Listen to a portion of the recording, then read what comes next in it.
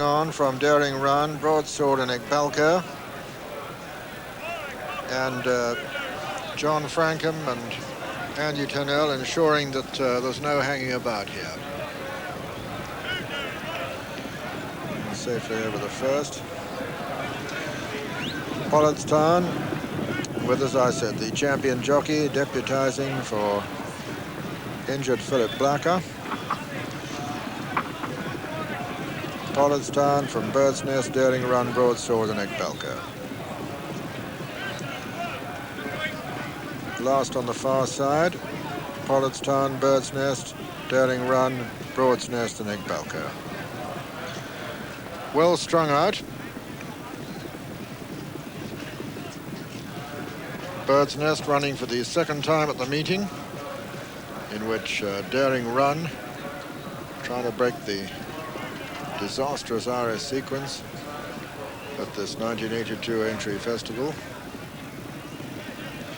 Pollardstown enjoying himself out front from Bird's Nest as they swing towards the home stretch on the first circuit in this 2 miles, 5.5 furlong Sun Templegate Hurdle.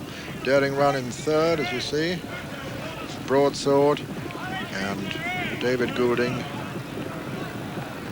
back marker on Ekbalko. David sure to be trying to conserve this horse to get the trip. Pollardstown on the right, of course, as we see them. Bird's Nest, Daring Run, Broadsword and Ekbalko. This, the flight that will be the last on the next circuit. You'll just see them run past the chair soon after it, the chair fence, which is number 15 in the National. Pollardstown just fiddled that a little bit, and a little slap from John to remind him to pick his feet up just past the chair there. See it in the background. In fact, just passing the water now.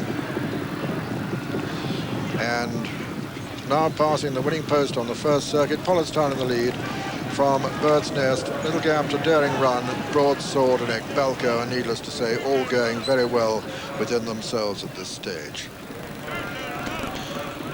Pollardstown, trained by Stan Mellor, who's three-handed in the National in the next race with Royal Mayor, Royal Stewart and Cole Spell.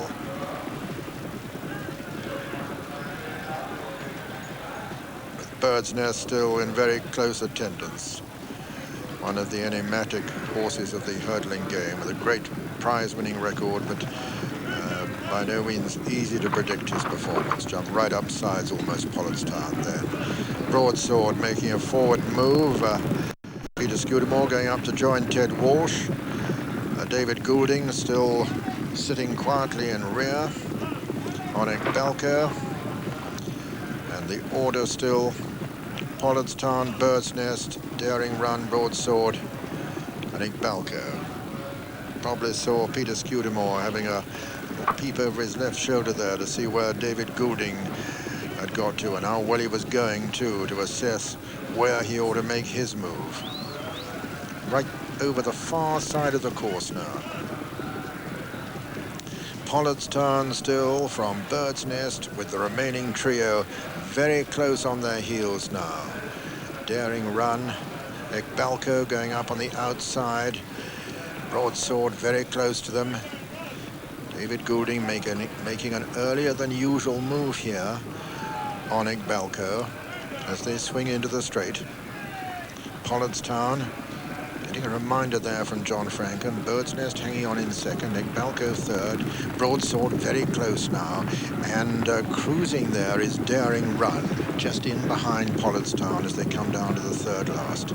Pollardstown landed in the lead there from Daring Run and Ekbalko. Broadsword trying to make a run towards the stand side. Bird's Nest has dropped out of it. This is the second last flight now. Pollardstown lands in the lead from Ekbalko and Daring Run. Daring Run going very strongly in between Pollardstown and Ekbalko, and here comes Broadsword under strong driving from Peter Scudamore on the stand side. And Daring Run, Broadsword to fall over the last, and Daring Run is left with the advantage.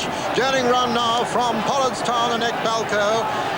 I've seen Broadsword get to his feet all right, and so's Peter Scudamore. And as they race up to the line, Daring Run looks as though he's going to win the first from the Irish, but Pollardstown is fighting back as they come to the line. A desperate battle as they come to the line. Daring Run